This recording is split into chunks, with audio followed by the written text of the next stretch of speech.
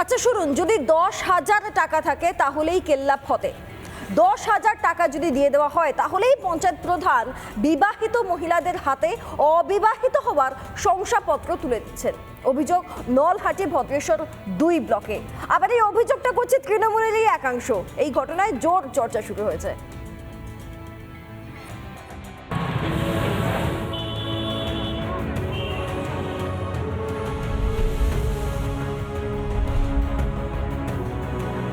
কোন্দলে জেরবার তৃণমূল। বীরভূমের নলহাটি 2 নম্বর ব্লকের ভদ্রপুর 2 নম্বর গ্রাম পঞ্চায়েতের প্রধানের বিরুদ্ধে সরব দলেরই একাংশ।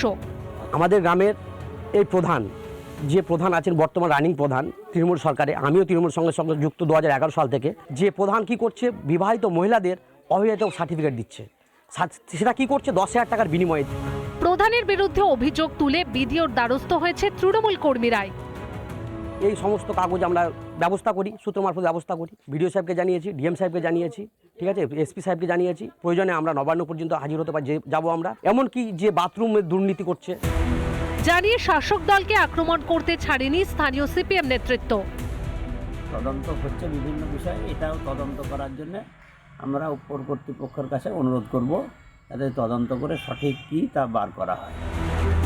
কোন্দল ঢাকতে বিরোধীদের চক্রান্ত বলেই সাফাই অভিযুক্ত প্রধান সহ পঞ্চায়েত সমিতির সভাপতির।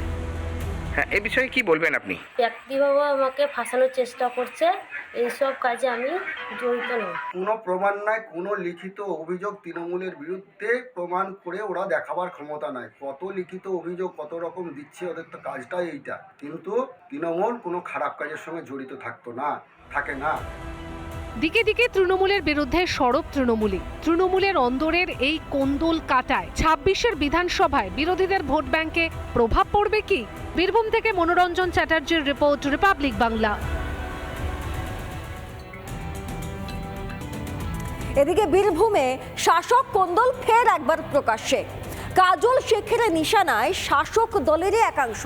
দায়িত্বপ্রাপ্ত নেতারা নাকি ঠিকঠাক পর্যন্ত কাজ করছে না, তাই জন্যই বারবার ব্যর্থ হচ্ছে তৃণমূল কংগ্রেস কিছু কিছু জায়গায়। কাজল শেখের এই মন্তব্য ঘিরে তুঙ্গে বিতর্ক।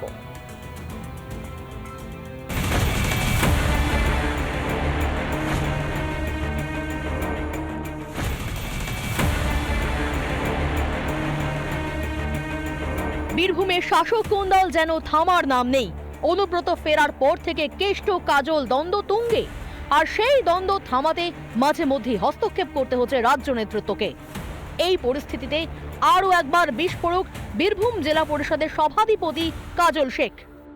দলের নেতাদের কিছু জনের জন্যই ফল খারাপ হচ্ছে, বুথে বুথে তারা হারছেন, এবং সেটা কারণই হচ্ছে দলের নেতারা তারা বুঝতেই পারছেন না যে তারা কোন দিকে যাবেন। অর্থাৎ রাজনৈতিক অস্থিরতা তৃণমূল নেতাদের মধ্যে রয়েছে, তা কার্যত স্বীকার করে নিচ্ছেন দলের জেলা সভাধিপতি কাজল শেখ। কোনো কোনো বুথে, কোনো কোনো মিউনিসিপ্যালিটিয়ায়, কোনো কোনো গ্রাম পঞ্চায়েতে আমাদেরকে হার মেনে নিতে হচ্ছে।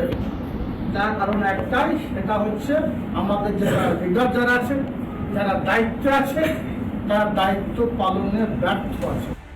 কাজল শেখের এই মন্তব্য সামনে আসতেই তোপ দেখেছে বিজেপি। তৃণমূলের রাজত্বে প্রশাসনকে কেন্দ্র করে ভোটে জিতে, তার মানে এটা বুঝতে পারছে যে তৃণমূল প্রশাসন যদি যন্ত্রটা যদি ঠিকঠাক কাজ করে, তৃণমূল কোথাও জিততে পারবে না। কাজলবাবু পরোক্ষভাবে স্বীকার করেছে।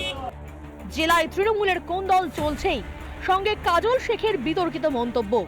বীরভূমে প্রবল অস্বস্তিতে শাসক শিবির। বীরভূম থেকে মনোরঞ্জন চট্টোপাধ্যায়, রিপাবলিক বাংলা।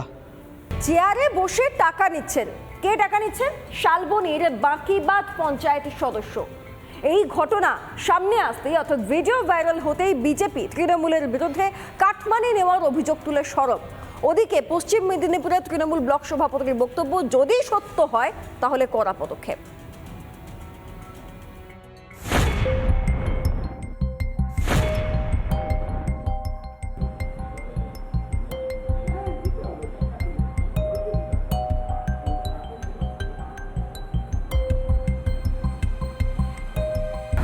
নিজের চেয়ারে বসে টাকা নিচ্ছেন পঞ্চায়েত প্রধান। আর সেই ছবি রীতিমতো ভাইরাল হয়ে গেল নেট দুনিয়ায়। ছবি ভাইরাল হওয়ার সাথে সাথেই রীতিমতো শোরগোল জেলার রাজনৈতিক মহলে। ছবিতে যেটুকু দেখা যাচ্ছে, আমাদের পেছনের এই যে কার্যালয় 4 নম্বর বাঁকিবাদ গ্রাম পঞ্চায়েত, এই কার্যালয়ে নিজের চেয়ারে বসে টাকা নিচ্ছেন পঞ্চায়েত প্রধান ধনঞ্জয় মাহাতো। পশ্চিম মেদিনীপুরের শালবনী ব্লকের 4 নম্বর বাঁকিবাদ গ্রাম পঞ্চায়েতের প্রধান ধনঞ্জয় মাহাতোর এই ছবি ঘিরেই তৈরি হয়েছে বিতর্ক। যদিও চক্রান্তের তত্ত্ব খাড়া করেছেন অভিযুক্ত পঞ্চায়েত প্রধান। এটা সম্পূর্ণ চক্রান্ত করে কেউ যদি এটা ইয়ে করে, চক্রান্ত করে আপনাকে টাকাটা দিল, আপনি টাকাটা নিলেন। টাকাটা সেটা আমি হয়তো ধার নিয়েছি। আমাদের কাছে যেটা অভিযোগ আসছে যে কন্ট্রাক্টরদের কাছে টাকা নিয়ে আপনি যে টাকা ছাড়ার যে সেই কাগজ আমি সেন্ড করেছি।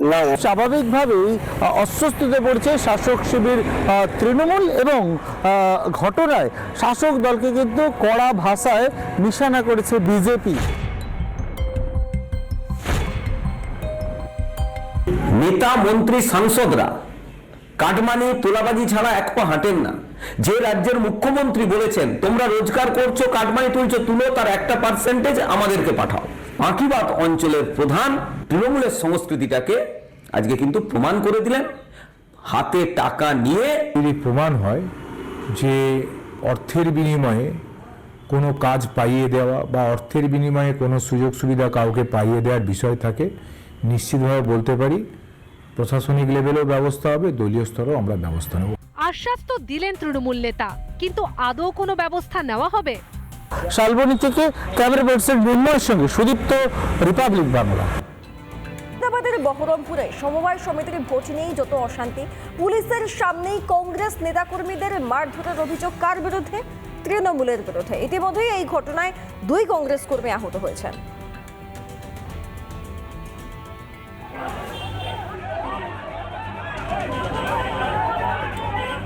সমবায় সমিতির নির্বাচন ঘিরে অশান্তি, মুর্শিদাবাদের বহরমপুরে তুলকালাম।